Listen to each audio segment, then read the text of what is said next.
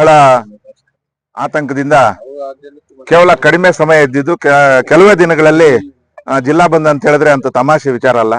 ಜಿಲ್ಲಾ ಬಂದ್ಗೆ ಕೇವಲ ಏನು ಯಾರು MLA ಗಳು MLC ಗಳು ಈ ಟೈಪ್ ಜನ ಎಲ್ಲ ಸೆಕೆಂಡ್ ಲೈನ್ ಲೀಡರ್ಸು ಸಾರ್ವಜನಿಕ ಜೀವನದಲ್ಲಿ ಗುರ್ಸ್ಕೊಂಡಿರ್ತಕ್ಕಂಥವ್ರು ಬುದ್ಧವಿಹಾರದಲ್ಲಿ ಕೂತು ಒಂದು ಸಭೆ ಮಾಡಿದ್ದು. ಆ ಸಭೆಯಲ್ಲಿ ಜಿಲ್ಲಾ ಬಂದ್ಗೆ ಯಶಸ್ವಿಯಾಗಿದೆ ಅಂತ ಹೇಳಿದ್ರೆ ದೇವರ ಕಡೆಯಿಂದ ನಮ್ಗೆ ಆಶೀರ್ವಾದ ಇದೆ. ನೈಸರ್ಗಿಕವಾಗಿ ಕೂಡ ನಮ್ಗೆ ಆಶೀರ್ವಾದ ಇದೆ. ಜನ ನಮ್ಮ ಜೊತೆ ಇದ್ದಾರೆ ಅಂತ ಈಗ ನಂಬುತ್ತಾ ಇದೀವಿ. ನಾವು ಒಳ್ಳೆ ವಿಚಾರನ ಎತ್ತಿದೀವಿ ಅಂತ ಕೂಡ ನಮ್ಮೆಲ್ಲ ನಂಬಿಕೆ ಬರ್ತಾ ಇದೆ.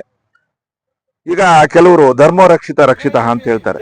ನಾನೊಂದು ಹೊಸ ಸ್ಲೋಗನ್ ಕೊಡ್ತಾ ಇದ್ದೀನಿ, ಸಂವಿಧಾನ ರಕ್ಷಿತ ರಕ್ಷಿತ ಅಂತ.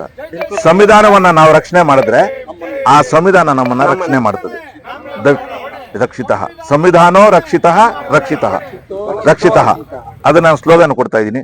ಅದ್ರ ಜೊತೆಗೆ BR ಗವಾಯಿ ಅವ್ರಿಗೂ ಕೂಡ ಮತ್ತೆ ಅಂಬೇಡ್ಕರ್ ಅವರು ಕೂಡ ಒಂದು ಸಾಮ್ಯತೆ ಇದೆ.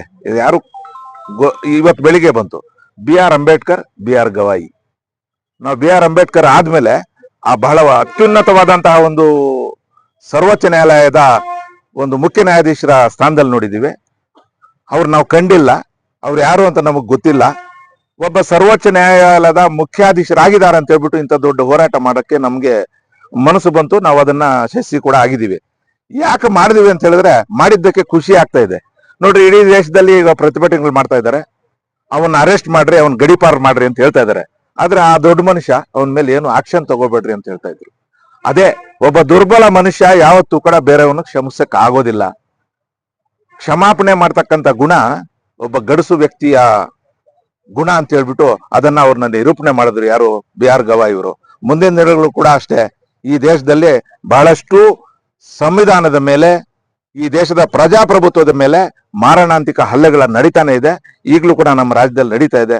ಮುಂದಕ್ಕೆ ನಾವು ಈ ಸಂವಿಧಾನ ಉಳಿಸೋದಿಕ್ಕೆ ಮತ್ತೆ ಒಂದು ಸ್ವತಂತ್ರ ಸಂಗ್ರಾಮದ ರೀತಿಯಲ್ಲಿ ಒಂದು ಹೋರಾಟ ಮಾಡ್ಬೇಕಾದಂತ ಅನಿವಾರ್ಯತೆ ಕೂಡ ಬಂದರೂ ಬರ್ಬೋದು. ಅದಕ್ಕೆಲ್ಲ ತಾವೆಲ್ಲ ತಯಾರಿರ್ಬೇಕು ಅಂತ ಹೇಳ್ತಾ, ಈ ಬಂದ್ಗೆ ಎಲ್ಲ ಸಹಕಾರ ಕೊಟ್ಟಂತ ಎಲ್ರಿಗೂ ಕೂಡ, ಪ್ರತಿ ಸಮುದಾಯದವರೆಗೂ, ಪ್ರತಿ ಸಂಘಟನೆಗಳವರೆಗೂ ಕೂಡ ನನ್ನ ಕಡೆಯಿಂದ, ಈ ನಮ್ಮ ಹೋರಾಟಗಾರರ ಕಡೆಯಿಂದ ಎಲ್ರಿಗೂ ಕೃತಜ್ಞತೆಗಳನ್ನ ಸಲ್ಲಿಸಿ ನನ್ನ